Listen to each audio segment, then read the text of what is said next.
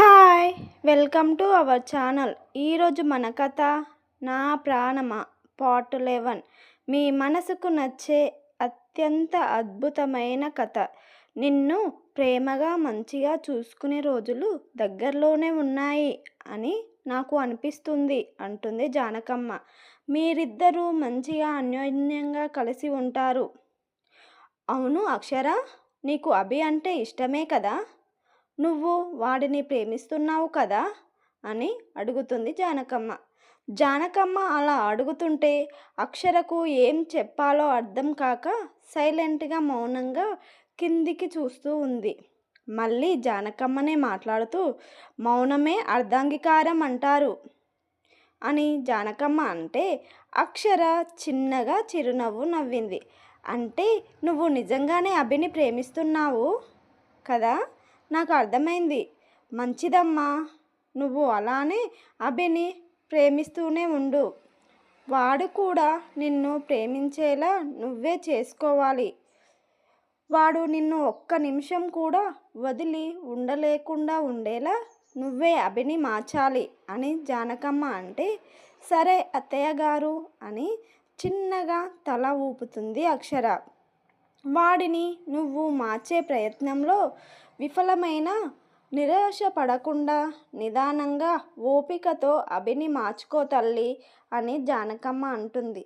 అందుకే కదా అత్తయ్య గారు, అభి గారు నన్ను ఎంత బాధ పెట్టినా టార్చర్ చేసినా నేను బాధపడకుండా కోపగించుకోకుండా ఉంటున్నాను. అభి గారు నన్ను అపార్థం చేసుకుంటున్నారు. ఏదో ఒక రోజు ఆయన నిజం తెలుసుకునే రోజు వస్తుంది. ఆయన నన్ను అర్థం చేసుకుంటారు. అప్పుడు అభిగారే నన్ను ప్రేమగా చూసుకుంటారు అత్తయ్య గారు అని అక్షర చెప్తుంది. నాకు ఇంత మంచి సహనం, ఓర్పు, బాధ్యత తెలిసిన అమ్మాయి కోడలిగా వచ్చినందుకు నాకు ఎంతో సంతోషంగా ఉంది అని జానకమ్మ తన సంతోషాన్ని వ్యక్తపరుస్తుంది. ఇటు అభి అక్షర మీద కోపంతో టిఫిన్ చేయకుండానే ఆఫీస్కు బయలుదేరాడు. అక్షర మీద కోపంతో కారులో ఫాస్ట్గా డ్రైవ్ చేసుకుంటూ వస్తాడు. అభి ఆఫీస్లోకి ఎంటర్ కాగానే ఎంప్లాయీస్ అందరూ మంచిగా కబుర్లు చెప్పుకుంటూ ఉంటారు. అభికి కోపం చిర్రెత్తుకొచ్చి స్టాప్ ఇట్ అని గట్టిగా అరుస్తాడు. అంతే, అందరూ ఎవరి సీట్లోకి వాళ్ళు వచ్చి మంచిగా సిట్ రైట్గా కూర్చుంటారు. వాట్ ద న్యూసెన్స్, మీరు ఆఫీస్కు ఎందుకు వచ్చారు? ముచ్చట్లు చెప్పుకోవడానికి వచ్చారా? ఆఫీస్ వర్క్ చేయడానికి వచ్చారా? ముచ్చట్లు చెప్పుకోవడానికైతే మీరు ఆఫీస్కు రానక్కర్లేదు.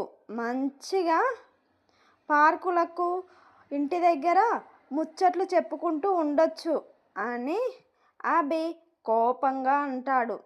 అందరూ భయంతో అభి వైపు టెన్షన్గా చూస్తూ ఉంటారు.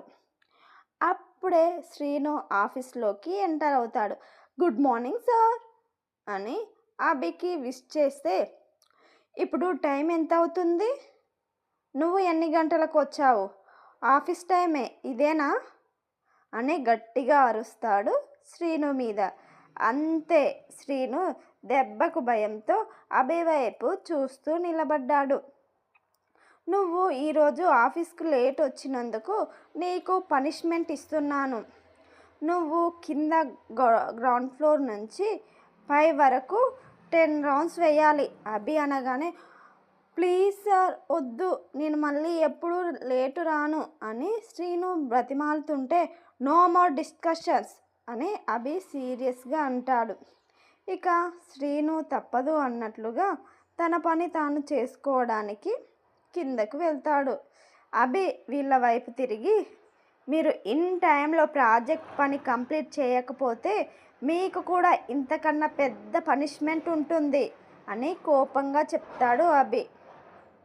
నేను ఇంత సీరియస్గా చెప్తున్నా మీరు సిల్లీగా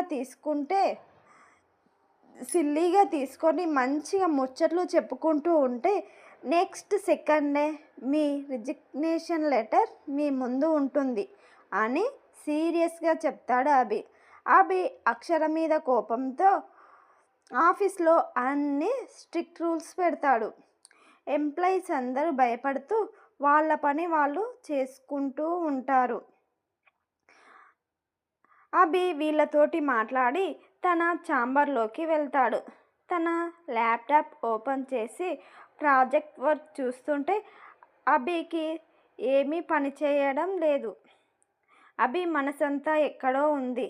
అక్షరను ఇంకా ఎలా ఏడిపించాలా, ఇంకెలా ఇబ్బంది పెట్టాలా, తనను ఎలా టార్చర్ చేయాలి, ఎలా చేస్తే నా మనసు సాటిస్ఫై అవుతుంది అని ఆలోచిస్తూ ఉంటాడు అభి.